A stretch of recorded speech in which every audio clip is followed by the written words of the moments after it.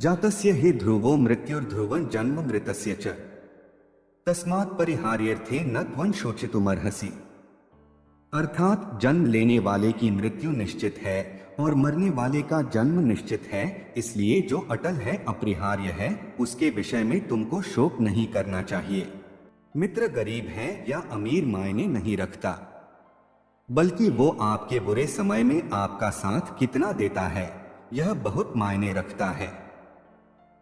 लोगों को भरपूर सम्मान दो, इसलिए नहीं कि उनका अधिकार है, बल्कि इसलिए कि आपके पास संस्कार है। जीवन में सिर्फ वही तक ही झुकना चाहिए जहां तक संबंधों में लचकता और मन में आत्मसम्मान बना रहे।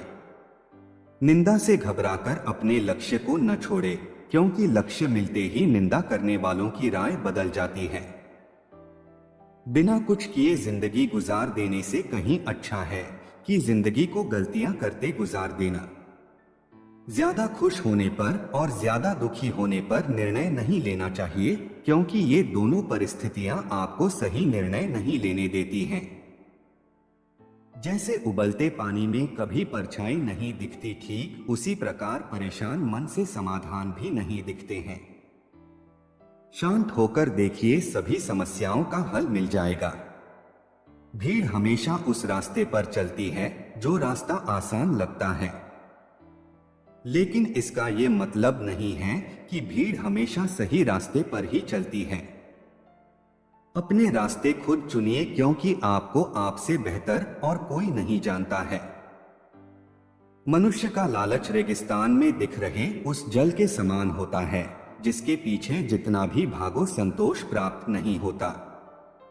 हाथ से किया हुआ दान और मुख से लिया हुआ ईश्वर का नाम कभी भी व्यर्थ नहीं जाता है। भगवान श्री कृष्ण और राधा का प्रेम कौन नहीं जानता। उन्होंने लोगों को समझाया कि प्यार आत्मा का रिश्ता है, भौतिकता नहीं। उन्होंने शिक्षा दी कि प्रेम अगर सफल न हो तो भी अपने कर्तव्यों से मुंह नहीं मोड़ना चाहिए। जीवन से हार मानकर प्रेम के पीछे भागने की बजाय अपनी जिम्मेदारियां निभाएं।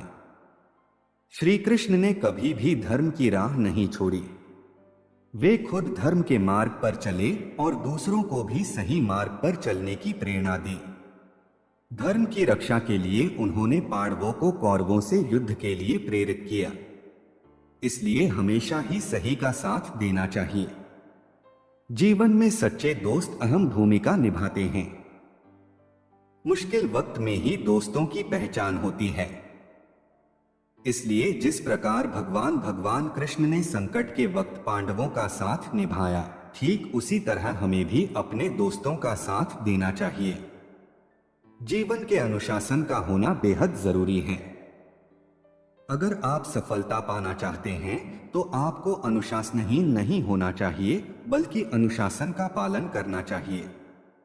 भविष्य को लेकर व्यर्थ की चिंता करने की बजाय हमेशा वर्तमान को बेहतर बनाने पर ध्यान देना चाहिए। अगर आपका वर्तमान अच्छा हो जाता है तो भविष्य खुद ही बेहतर हो जाएगा।